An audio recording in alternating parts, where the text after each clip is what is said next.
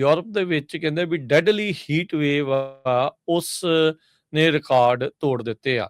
France ਦੇ ਵਿੱਚ ਕਹਿੰਦੇ ਵੀ ਜਿਹੜੇ ਆ 40 ਡਿਗਰੀ ਤੋਂ ਵੀ ਟੈਂਪਰੇਚਰ ਤਾਂ ਵੱਲ ਨੂੰ ਜਿਹੜਾ ਜਾਂ ਉਸ ਦੇ ਇਰਦ ਗਿਰਦ ਜਾ ਰਹੇ ਆ। ਸੋ ਯੂਰਪ ਦੇ ਵਿੱਚ ਬਹੁਤ ਜ਼ਿਆਦਾ ਮੰਦਾ ਹਾਲ ਆ। ਯੂਰਪ ਦੇ ਵਿੱਚ ਯੂਜਲੀ ਇੰਨੀ ਗਰਮੀ ਹੁੰਦੀ ਨਹੀਂ ਆ, ਪਰ ਮੌਸਮ ਦੀਆਂ ਜਿਹੜੀਆਂ ਤਬਦੀਲੀਆਂ, ਕਲਾਈਮੇਟ ਚੇਂਜ, ਗਲੋਬਲ ਵਾਰਮਿੰਗ, ਉਹ ਸਾਰੀਆਂ ਚੀਜ਼ਾਂ ਵਿੱਚ ਹੀ ਅਲ ਨੀਨੀਓ ਜਿਹੜਾ ਉਹ ਤੁਸੀਂ ਜੋੜ ਲਓ, ਉਹ ਸਾਰੀਆਂ ਚੀਜ਼ਾਂ ਦਾ ਜਿਹੜਾ ਉਹ ਅਸਰ ਆ ਉਹ ਸਾਹਮਣੇ ਦੇਖਣ ਨੂੰ ਜਿਹੜਾ ਉਹ ਮਿਲ ਰਿਹਾ ਹੈ। ਰੈੱਡ ਅਲਰਟਸ ਉੱਥੇ ਜਿਹੜੇ ਉਹ ਜਾਰੀ ਕੀਤੇ ਜਾ ਰਹੇ ਆ। ਸਕੋਰਚਿੰਗ ਹੀਟ ਜਿਹੜੀ ਉਹ ਆਈ ਆ। ਹੁਣ ਤੱਕ ਫਰਾਂਸ ਵਾਲੇ ਦੱਸ ਰਹੇ ਆ ਵੀ 40 ਜਾਣੇ ਡੁੱਬ ਗਏ ਆ, ਹੈਵ ਡਰਾਊਂਡ, ਕਿਉਂਕਿ ਲੋਕ ਬੀਚਿਸ ਵੱਲ ਨੂੰ ਭੱਜ ਰਹੇ ਆ, ਦਰਿਆਵਾਂ ਦੇ ਉੱਤੇ, ਲੇਕਸ ਦੇ ਵਿੱਚ ਜਿਹੜੇ ਉਹ ਜਾ ਰਹੇ ਆ ਇਸ ਗਰਮੀ ਤੋਂ ਜਿਹੜਾ ਉਹ ਨਿਜਾਤ ਪਾਉਣ ਦੇ ਲਈ। ਸੋ ਕਹਿੰਦੇ ਵੀ ਹੀਟ ਵੇਵ ਨੇ ਇਸ ਟਾਈਮ ਜਿਹੜੀ ਆਪਣੀ ਗ੍ਰਿਪ ਆ ਯੂਰਪ ਦੇ ਉੱਤੇ ਬਹੁਤ ਜ਼ਿਆਦਾ ਟਾਈਟ ਕਰ ਦਿੱਤੀ ਆ। ਰਿਕਾਰਡ ਲੈਵਲ ਦੇ ਉੱਤੇ ਜਿਹੜੇ ਟੈਂਪਰੇਚਰ ਆ ਉਹ ਇਸ ਟਾਈਮ ਵੱਧ ਰਹੇ ਹੈਗੇ ਆ। ਸੋ ਕਹਿੰਦੇ ਵੀ ਫਰਾਂਸ, ਸਪੇਨ, ਬ੍ਰਿਟੇਨ ਦੇ ਵਿੱਚ ਆਉਂਦੇ ਦਿਨਾਂ 'ਚ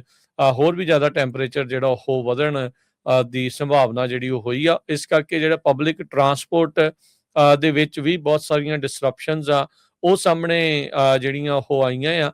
ਅਤੇ ਆਪਾਂ ਇਹ ਜਿਹੜਾ ਉਹ ਦੇਖ ਰਹੇ ਹਾਂ, ਕਹਿੰਦੇ ਵੀ ਵੈਸਟਰਨ ਯੂਰਪ ਦੇ ਵਿੱਚ ਏਅਰ ਕੰਡੀਸ਼ਨਿੰਗ ਨੂੰ ਲੈ ਕੇ ਵੀ ਰੌਲਾ ਪੈ ਰਿਹਾ ਆ, ਕਿਉਂਕਿ ਉੱਥੇ ਬਹੁਤ ਸਾਰੇ ਮੁਲਕਾਂ 'ਚ, ਬਹੁਤ ਸਾਰੇ ਇਲਾਕਿਆਂ 'ਚ ਹਰਜੋਤ ਸਿੰਘ ਜੀ ਏਸੀ ਵਗੈਰਾ ਜਿਹੜੇ ਉਹ ਘੱਟ ਆ, ਕਿਉਂਕਿ ਟੈਂਪਰੇਚਰ ਇੰਨਾ ਜ਼ਿਆਦਾ ਤਾਂ ਜਾਂਦਾ ਨਹੀਂ ਆ। ਤੇ ਹੁਣ ਜਦੋਂ ਅਚਨਚੇਤ ਤੇ ਟੈਂਪਰੇਚਰ ਤਾਂ ਨੂੰ ਜਾ ਰਿਹਾ ਆ, ਤਾਂ ਉੱਥੇ ਸਿਚੁਏਸ਼ਨ ਜਿਹੜੀ ਉਹ ਬੈਡ ਜਿਹੜੀ ਉਹਨਾਂ ਦੇ ਲਈ ਬਣੀ ਆ। ਇੱਕ 39 ਸਾਲਾਂ ਦਾ ਅਮਰੀਕੀ ਬੰਦਾ ਪਮੀਲਾ ਨਾਂ ਦਾ, ਜਿਹੜਾ ਉੱਥੇ ਜੋ ਰਹਿੰਦਾ ਆ ਪੈਰਿਸ ਦੇ ਵਿੱਚ ਪਿਛਲੇ 14 ਸਾਲਾਂ ਤੋਂ, ਉਹ ਕਹਿੰਦੇ ਵੀ ਅਗਲੇ ਦਿਨ ਜਿਹੜੇ ਉਹ ਖਤਰਨਾਕ ਜਿਹੜੇ ਉਹ ਹੋ ਸਕਦੇ ਹੈਗੇ ਆ। ਸੋ 43.3 ਡਿਗਰੀ ਟੈਂਪਰੇਚਰ, 110 ਡਿਗਰੀ ਜੇ ਇੱਥੇ ਦੇ ਹਿਸਾਬ ਦੇ ਨਾਲ ਆਪਾਂ ਦੱਸੀਏ ਤਾਂ ਉੱਥੇ ਟੈਂਪਰੇਚਰ ਜਿਹੜਾ ਉਹ ਗਿਆ ਆ। ਸੋ ਔਨ ਰੈਕਰਡ ਮੁਲਕ ਦੇ ਵਿੱਚ ਫਰਾਂਸ 'ਚ ਸਭ ਤੋਂ ਹੌਟੈਸਟ ਜੂਨ ਦਾ ਜਿਹੜਾ ਦਿਨ ਆ ਉਹ ਰਿਕਾਰਡ ਕੀਤਾ ਜਿਹੜਾ ਹੋ ਗਿਆ ਆ।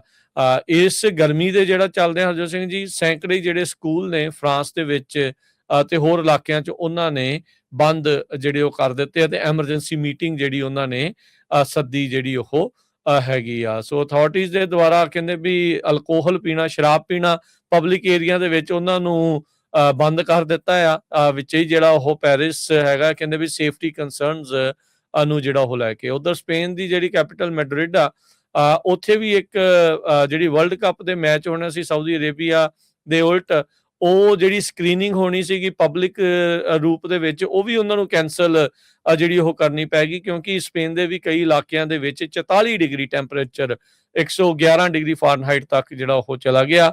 ਸੋ ਸਪੇਨ ਨੇ ਕਹਿੰਦੇ ਵੀ ਪਹਿਲੀ ਵਾਰ ਆਫੀਸ਼ੀਅਲੀ ਹੀਟ ਵੇਵ ਇਸ ਸਾਲ ਦੀ ਜਿਹੜੀ ਉਹ ਐਲਾਨ ਕੀਤੀ ਆ। ਇਸੇ ਤਰੀਕੇ ਦੇ ਨਾਲ ਇਟਲੀ ਤੇ ਜਰਮਨੀ ਤੋਂ ਵੀ ਇਹ ਜਿਹੜੀਆਂ ਨਿਊਜ਼ ਹਰਜੋਤ ਸਿੰਘ ਜੀ ਆ ਰਹੀਆਂ, 5 ਲੋਕਾਂ ਦੀ ਜਿਹੜੀ ਮੌਤ ਉੱਥੇ ਵੀ ਫੇਟਲ ਸਵਿਮਿੰਗ ਐਕਸੀਡੈਂਟਸ ਦੇ ਵਿੱਚ ਹੀਟ ਵੇਵ ਦੇ ਨਾਲ ਰਿਲੇਟਡ ਜਿਹੜੀ ਆ ਉਹ ਹੋ ਚੁੱਕੀ ਆ। ਸੋ 40 ਬੰਦੇ ਫਰਾਂਸ ਦੇ ਵਿੱਚ ਹਰਜੋਤ ਸਿੰਘ ਜੀ ਮਰ ਚੁੱਕੇ ਆ, ਤੇ ਜਿਹੜੇ 5 ਜਾਣੇ ਆ ਇਟਲੀ ਤੇ ਜਰਮਨੀ ਦੇ ਵਿੱਚ ਜਿਹੜਾ ਉਹ ਮਰ ਚੁੱਕੇ ਹੈਗੇ ਆ।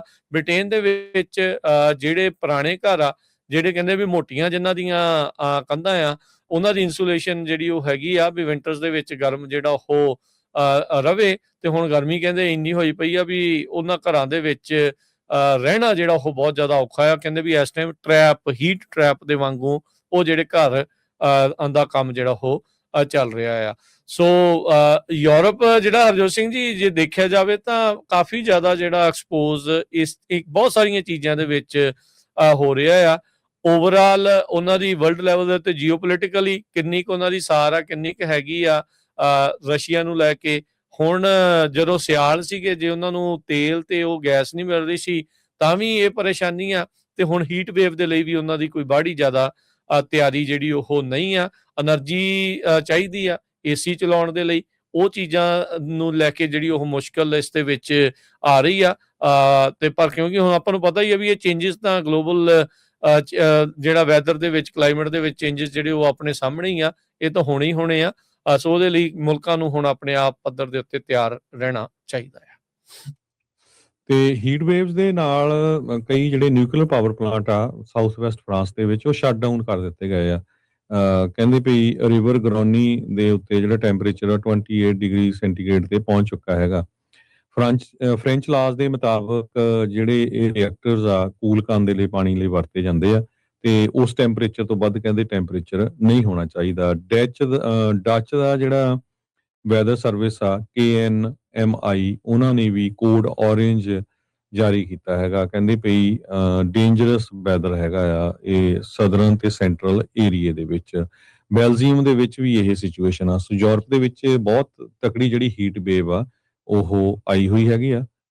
ਸੋ ਜਿਹਦਾ ਅਸਰ ਆ ਬਹੁਤ ਵੱਡਾ ਹੋ ਰਿਹਾ, ਖਾਸ ਕਰਕੇ ਨਿਊਕਲੀਅਰ ਰਿਐਕਟਰਸ ਦੇ ਉੱਤੇ ਤਾਂ ਬਹੁਤ ਜ਼ਿਆਦਾ ਹੋ ਰਿਹਾ ਹੈਗਾ।